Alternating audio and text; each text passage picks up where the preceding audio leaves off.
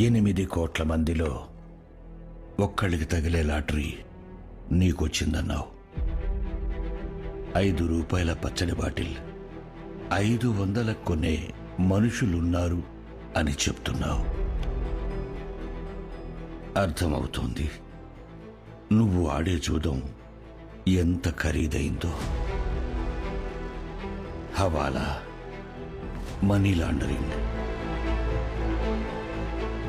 డబ్బు సంపాదన ఒకప్పుడు నీకు అవసరం, కానీ ఇప్పుడు ఒక్క వ్యసనం. లేదు నాన్న, ఇదంతా మన ఫ్యామిలీ కోసమే.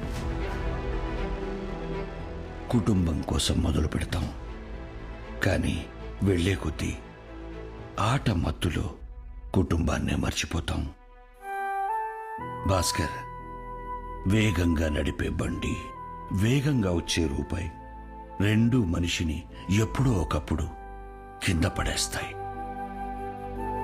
ఎందుకంటే జూదంలో నువ్వు ఎంత గొప్పగా ఆడావన్నది ముఖ్యం కాదు, ఎప్పుడు ఆపావన్నదే ముఖ్యం.